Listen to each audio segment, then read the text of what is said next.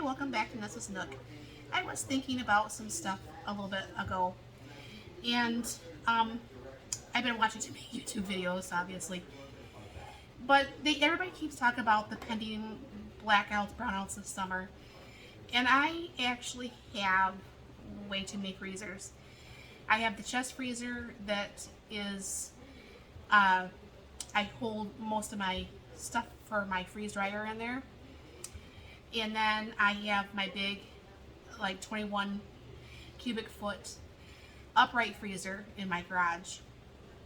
Then I have a spare refrigerator because we've always had a spare refrigerator. I don't know why, but it comes in incredibly handy.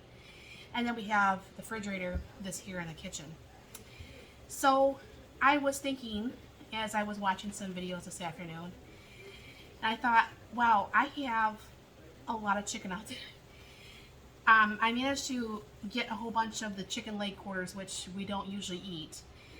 And I didn't realize I had 3 bags of chicken breast out there. And then I have 2 bags here of chicken drummies. We do eat the drummies. We do eat the breasts. But I'm trying to figure out what to do with all of them. So what I'm going to do with the 5 bags of frozen chicken here is I am going to cut them. They are still frozen, and I'm going to put them in my 23 quart pressure canner, and I'm going to put that in there frozen. I have done that with frozen turkeys, so I know it works. And then what I'll be doing is I will take and debone this chicken. I don't know exactly if I'm going to freeze dry it yet. I don't know for sure if I'm going to can it into like a chicken with some broth. I don't know for sure if I'm going to make like chicken noodle soup. I'm not for sure what I'm going to do with it yet. But if I had to combine my freezers, I want to be able to do that without too much trouble. So what I'm going to do is I will put these in here. I will probably be cooking them for about an hour, and it should thaw them and cook them well. And then I'll bring you back, but meanwhile what I've done is I've put about 3 inches of water in my pressure canner. This is, like I said, a 23 quart Presto. And I will cook them in here, let it cool. I'll bring you back once that happens. And then I will bring you back a little bit while I'm actually deboning some of this. And meanwhile, this is going to take 5 bags of frozen chicken out of my freezers. And then I have to figure out, because I have to find that one video, someone had actually pre-cooked the chicken breasts and then freeze-dried them. And it looked really yummy, but I need to re-find it because I think I know who posted it, but I couldn't remember. And this way, hopefully we can get some of the stuff out of the freezer, get it shelf stable. And if the brownouts or blackouts do happen, because we do have a whole house generator, however, it's not enough to run, pretty much 4 refrigerators or freezers, whatever. So I'm going to go ahead and I'm going to get this put in here. I'll get that put on. And like I said, in about an hour or so, it should be done. You have to allow it to come down from pressure. And then I will go ahead and start the deboning process, and I'll bring you back for that. Hi, welcome back. This is the next day. My husband and I don't know what I was thinking yesterday. I claim insanity. This was 4 bags of 4 pounds each of the legs and thighs, and then some just legs. So we ended up with a really nice, this is the biggest Pyrex bowl, really nice amount of chicken. So what I'm going to do, and I've been trying to figure out what's the best I'm going to do, because I got to get it out of the refrigerator to get it canned or whatever I'm going to do. So I think what I'm just going to do temporarily for these, most of this amount, is I'm going to go ahead and can them into pints. Because like I said, and I've said many times, it's just my husband and I here. So it's not like we need to have quarts or half gallons or whatever have you to to eat from. So what I'm going to do is I'm going to fill this up, and I am going to put approximately about half a tablespoon of chicken broth. I did take that out of, I had 2 of them for whatever reason, I don't know. And then what I'm going to do is fill this up with water up to the 1-inch headspace. And then I'm going to go ahead and debubble, and then while I'm debubbling, obviously some of that chicken broth will actually get moved through here. So that way the chicken's going to have a nice flavor, and if you wanted to, you could take the chicken broth and make it right into a gravy, if that's what you so chose to do.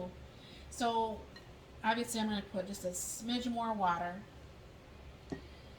and then I'm going to, because this is meat and it's greasy, even though I used the funnel, that it can leave grease on there. So my sister bought me this really thing. I guess it's really cool. Let me see this better. You put your nail polish remover in there, but of course I don't use nail polish. So what I'm going to do is go around the rim, obviously check for any cracks or anything to that effect, and that one's going to be fine.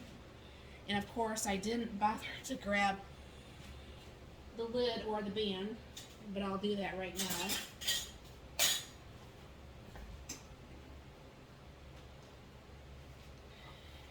This was not a pre-thought of video, that's for sure. And then you put this on fingertip tight. I like to, especially when I have something like the broth, I like to turn around when I get all done and shake that up. Now over here on the stove, I have my newest, it's old, it's used, but I have my newest 12-quart pressure canner.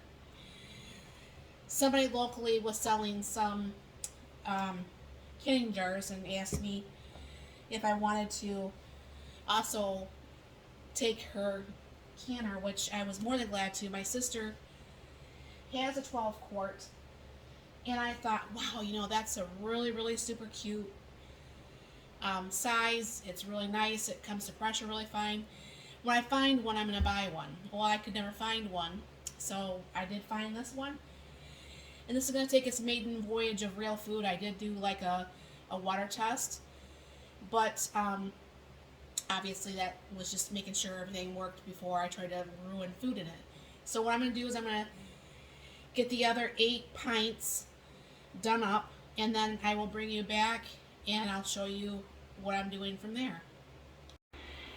Okay, all 9 pints are in this new canner, and then what's going to happen is I'm going to go ahead and turn on the temperature, and I'll put the lid on, and when it starts steaming out for 10 minutes, then I'll put the jiggler on there, which is, well, that one is this one, and I put the jiggler on there, and I will actually cook these for 90 minutes, and then we go ahead and let the pressure come down, and then I will show you all that once it gets a little bit closer. Just a quick comeback. I don't know for sure if you could hear, let me turn off my microwave fan, but I don't know for sure if you can hear that. But what that's doing is it's coming up to pressure, and that's the noise that you hear. This has to happen for 10 minutes before you can put on the jiggler. So, like I said, I'm really glad my sister bought one probably like 2 years ago. And you can always check out her page at City Girl Homestead. And I think we're somehow linked. I don't know exactly how YouTube really works. But you can check out her stuff. She does a lot of different things than what I do. I'm obviously more of a gadget person. She's not. But you should enjoy both of our videos. And I'll bring you back once this first load's done. Okay, welcome back. I don't have my speaking valve in. Anyways, so the chicken is done. My first batch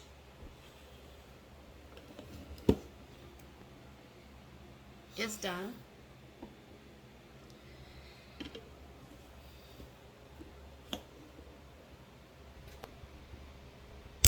There you go. It's easier to see. And now I'm going to grab the last 6 containers out of the canner. Now, these are going to be 2 different videos, but this is the dry canned breasts. And of course, this is still even bubbling, but this is the chicken that we actually took off the bones and put in some